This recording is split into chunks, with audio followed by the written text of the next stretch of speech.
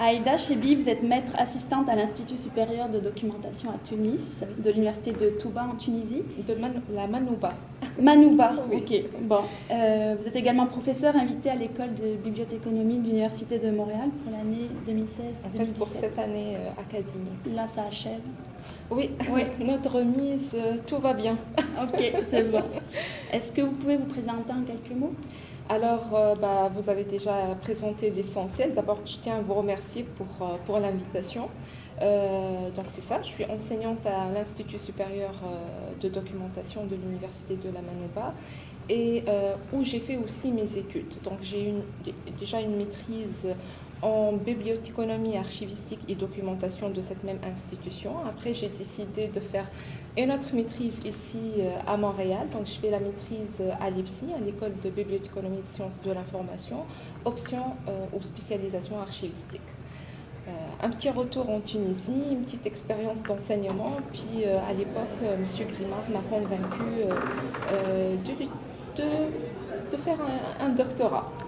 Donc, je n'ai pas trop hésité. Donc, ça m'intéressait beaucoup la recherche et l'enseignement. Donc, j'ai décidé d'entamer une recherche doctorale en 2005.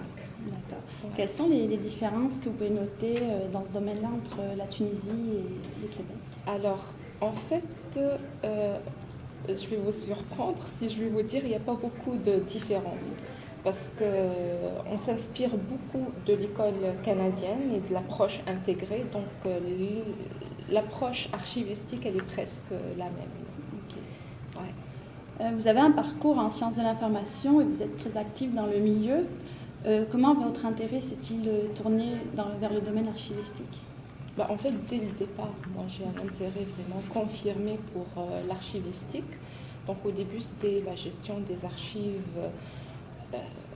d'une manière générale. Après, plus la gestion des archives numériques. Puis enfin, j'ai découvert le fameux monde de l'archivage du web. Puis c'était un peu les projets ou les initiatives qui étaient menées à l'époque, c'était plus dans une approche documentaire, dans le sens où c'était des bibliothèques nationales qui menaient ces projets, ou encore des organismes un peu privés comme Internet Archive.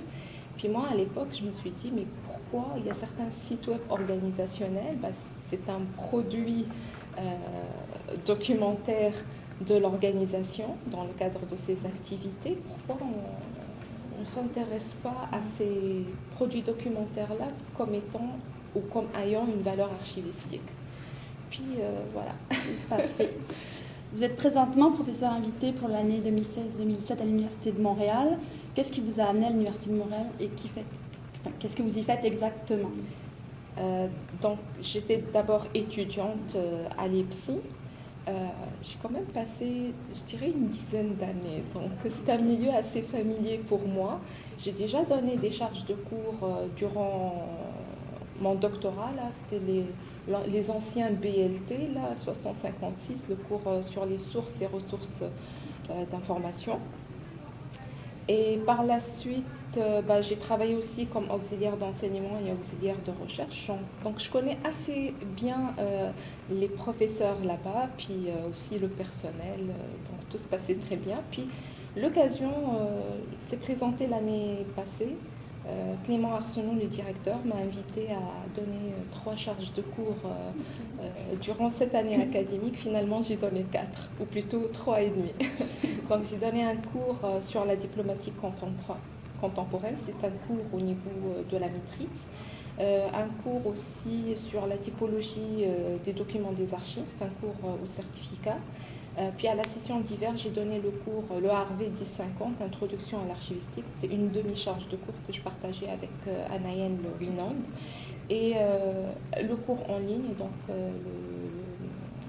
le SI 6117, Fondement de l'archivistique. Okay.